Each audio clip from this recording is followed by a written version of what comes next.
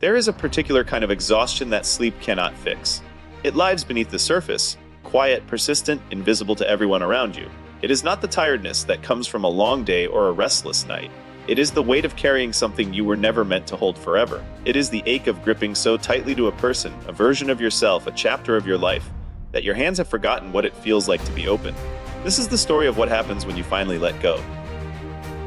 For a long time, she believed that holding on was a sign of strength. She had been taught, the way most of us are taught, that love means staying, that loyalty means enduring, that if you walk away from something painful, you are weak. So she stayed. She stayed in the grief long after the loss had passed. She stayed in the memory long after the person was gone. She stayed in the version of herself that no longer existed, clinging to who she used to be, afraid that releasing it would mean she had lost something precious. And so the weight grew. It grew quietly, the way most heavy things do, not all at once, but slowly, steadily, until one morning she woke up and realized she could not remember the last time she had felt light.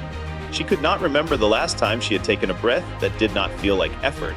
Depression has a way of convincing you that this is simply who you are now, that the heaviness is permanent, that the version of you that once laughed easily, dreamed boldly, and loved openly is gone forever. She believed that lie for longer than she should have. There was no single dramatic moment that changed everything. That is one of the greatest myths about healing, that it arrives like lightning, sudden and blinding. In reality, healing whispers. It shows up in the smallest places. In the pause before you cry, where something inside you asks, how long are you going to carry this? She had been sitting alone one evening, holding something old, a memory, a feeling, a version of a story she had told herself 1,000 times. And for the first time, she did not dive back into it. She simply looked at it. She examined it the way you might examine an old wound, not with shame, not with anger, but with the quiet recognition that it had been there long enough. Something should not dramatically, but some deep, cellular part of her grew tired of the story. Not tired of the pain exactly, tired of making the pain the center of everything, tired of organizing her entire identity around what had hurt her. She had spent so long defining herself by what she had lost. She had forgotten to ask what she might gain by setting it down. Letting go is widely misunderstood. Most people imagine it as an act of forgetting, a deletion, as though releasing something means it never mattered, that you are erasing its significance from the record of your life. But that is not what letting go is at all.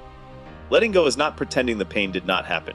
It is choosing, with full awareness of the pain, not to let it write the rest of your story.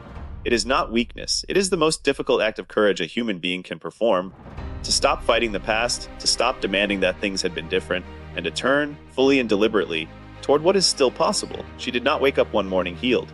She did not feel peace arrive like a wave washing everything clean. Instead, she made a decision, a quiet one. And then the next morning she made it again, and the morning after that. She stopped replaying the conversations she could not change. She stopped rehearsing the arguments she would never get to have. She stopped punishing herself for the version of herself that had made mistakes. And she began to offer that woman something radical. Compassion. Peace does not feel the way movies describe it. It is not euphoria. It is not a sudden flood of joy that makes everything golden. It is quieter than that. It feels like the first morning after a long illness when you realize the fever has finally broken. Not perfect, not fully recovered, but better, unmistakably better. It feels like breathing without bracing. It feels like thinking about the thing that once destroyed you and noticing that it no longer destroys you. She began to notice small things. The warmth of sunlight through a window. The way a song could move her without making her grieve. The taste of a meal eaten slowly, without the background noise of anxiety narrating her every moment. She began to take up space in her own life again. You are carrying something heavy today, something you have been holding so long you have forgotten it is not a permanent part of you. Hear this. You are allowed to put it down, not because it did not matter, but because you matter more than the weight of it. Letting go is not the end of the story.